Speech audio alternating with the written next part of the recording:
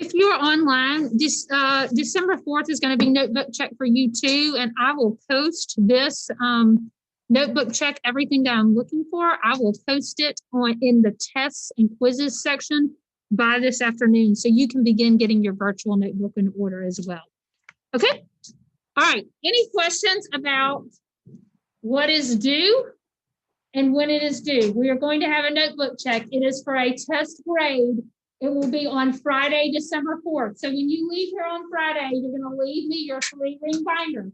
If for some reason you do not have a 3-ring binder, you need to make sure that you get one, okay? If for some reason you do not have one of these items on here, you may go on OneNote and you may print your own copy, okay? I may have a few extra copies. I'm going to put, if I do, I'm going to put them on the back. You will need to have to get full credit, everything must be completed. So if you have vocabulary from the alphabets that you only did half of, you need to spend time this week completing those. Some of the things I'm looking for are notes that you can take in class. If you did not take notes in class, if you missed class, you need to go back to those agendas and look at those notes. I try to take pictures of the notes that we take and upload them to weekly agenda. So you would just need to copy them into your notebook or get with a fellow student and say, hey, I'm missing my notes on pronouns. May I borrow your notes on pronouns? Copy that down. So here's what I'm going to say to you guys. I'm going to do this again third quarter. And so if you keep up with the work that we're doing, it makes this so easy, right? All you have to do is make sure everything's in order in front of you. Questions? Okay, so what I want you to do is, what I will want you to do then is take them from there and put them in your 3-ring binder in whatever section, wherever they're supposed to be, in order for you to get credit, okay? So you can just, and if you want to just, if that's a smaller page, you can just paste it to like a piece of waste. Okay, any questions about notebook checkers? Okay, so here are a couple of other things that I want to talk to you about this week. So everybody make sure that you're listening so that you understand what is going to happen between now and the end of the quarter, okay? We will have one more notebook check a week from Friday. So that's like December 11th, I believe. That's your last notebook check. In order to get credit for each of those entries, you've got to have 4 sentences. And 4 sentences mean you have a capital letter, you have a subject and a verb, and you have punctuation at the end. Some of you are just writing me a bunch of words. There's no beginning, there's no end. I'm not giving you credit for those, okay? If y'all remember, your journals end up being about 2 test grades. This is an easy A right here. So, and 20 points out of 20 points can really boost your grade. I would plug in and I would watch people's grades either go up or down depending on how they do on journals, okay? So make sure that you're getting these points every day. Make sure that you're spending the time and not wasting it and you're getting this done. And then, or if something happens and you have to go to the bathroom and you miss journal time, make sure you're doing that for homework. If you miss school, this is on OneNote underneath journals. You are responsible for getting that, okay? So we'll have one more journal check. We will have one last test, and that will be on Friday.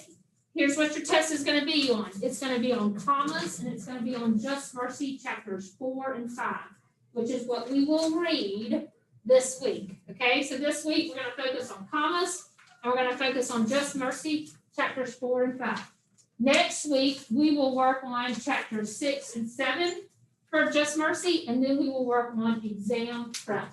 So I'm going to give you an exam review study guide next week. That besides reading Just Mercy, we will also focus on exam review. Got it?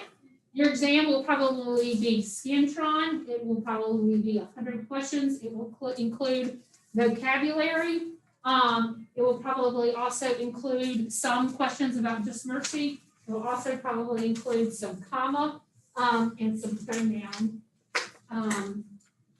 And probably some sentence. So we'll have some grammar and then we'll have some literature. Okay? All right. So if you are struggling in this class to make a passing grade, you have some opportunities to bring it up between now and the end of the semester. You have another journal check. You have another test. you have a notebook check. So you technically have 2 tests plus plus a journal check. So if you're struggling, you have 3 really big opportunities to improve your grade.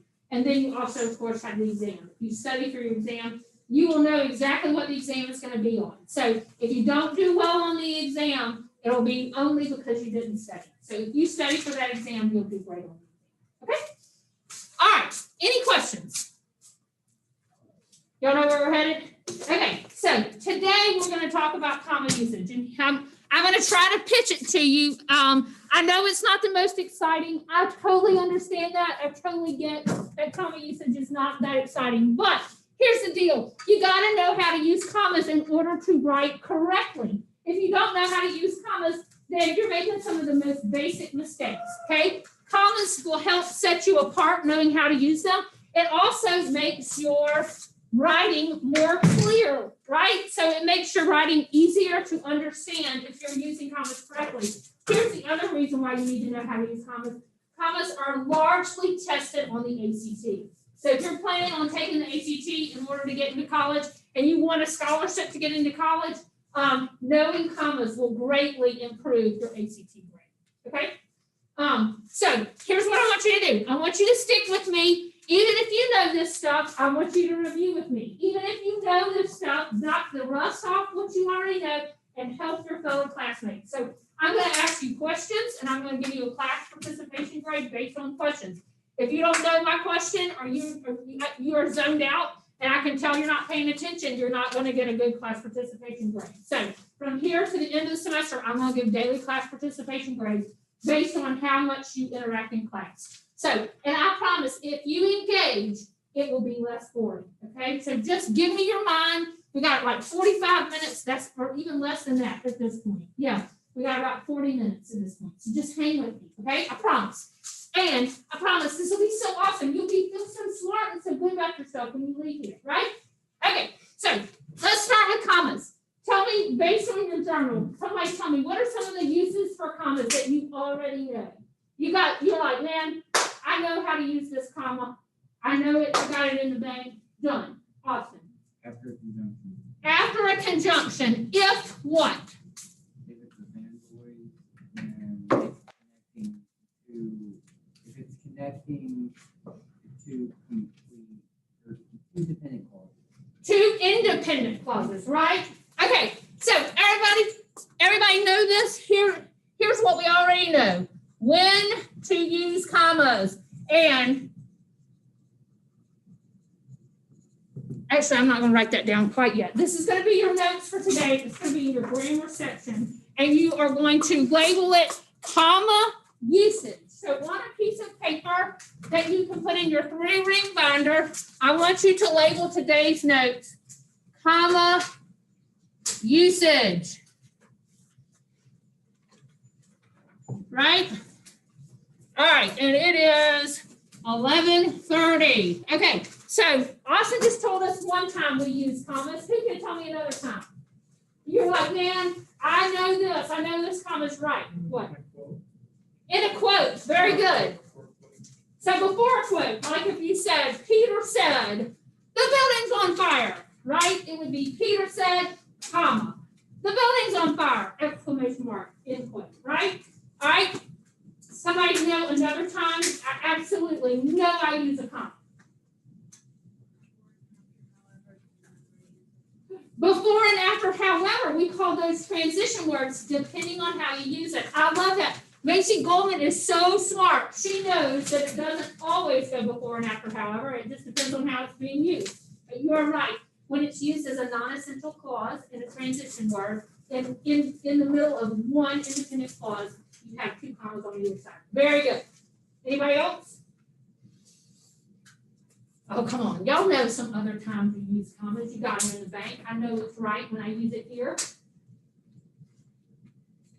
You went to the store and I got apples, bananas, We call those items in a series. Anytime you have 2 or more, well, really 3 or more items in a series, you separate them with commas, right? That's absolutely correct.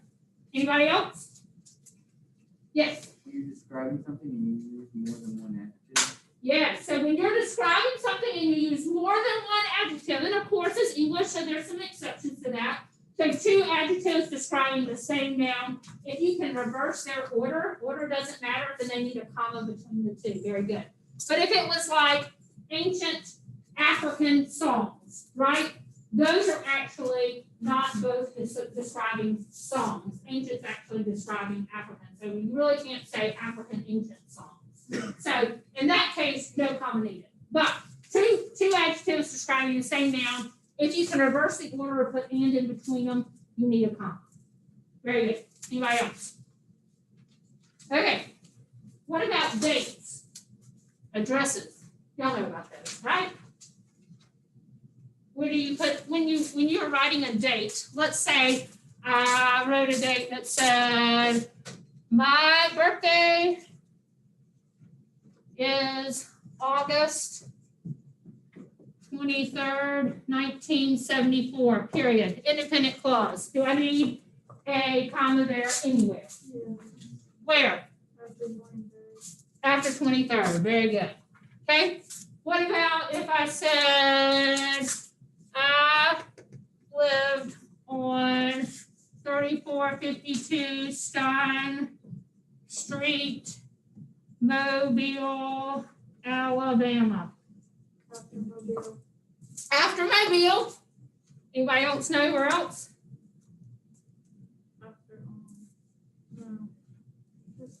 You actually need one between after street. Very good. So if you're writing an address in a sentence, you actually need to separate all the parts. If I said 36608, let's just say that was my zip. That would be the only place you don't need a comma, is you don't need one between Alabama and the zip. Okay? Huh? Yes, it is. Now you know how old I am. Surprised? Yes. I'm old. The other day, actually this weekend, a friend of mine said, "How old are you now?" And I said, "I think I'm 46. Yeah, I'm 46. I know. 4 away from the big 50. Okay, it goes fast, y'all. Y'all will be 46 before you know it. Okay, so here's what I want to talk about. Here's the notes I want you to take. The first thing that I want you to know is my cardinal rule about common usage. Anybody know? I've said it before. This is like one and done. You gotta promise me you'll do this. This is like my most important cardinal rule about common usage. Anybody know? It's my pet peeve when students are writing. What? Anybody know? What did I say? Don't use a comma unless you know a rule, right? So this is my cardinal rule. I'm not even gonna number it because it's the most important. It's the first thing that I want you to write is cardinal. Actually, I'm gonna name it this. Miss B's cardinal rule. Cardinal means of utmost importance about comma usage. Don't use a comma unless you know a rule that tells you to use one. Cardinal rule, right there. Don't use a comma unless you know a rule. So that means a lot of you need to be leaving out commas where you put them previously. That makes sense? I don't want you to use a comma unless you absolutely need that comma. I'm gonna move this out of your way. All righty.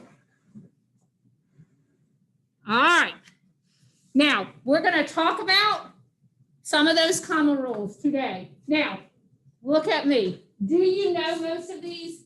Absolutely. Here's what I'm doing. I'm honing it in you. So when you go to write, You remember these. So some of this is reviewed, and that's okay. All right, I'm gonna do easy, and we're gonna build harder and harder and harder. Okay. So first rule: don't use a comma if you don't know the rule for using it. Oh, I did number it. Ah. So we'll put this one as rule 1. Rule 1. Just put it out to the side. Rule 1. Miss B's cardinal rule. I didn't know that I put that in there, but I did. So there you go. Rule 1. Don't use a comma if you don't know a rule for it. Okay. What's wrong?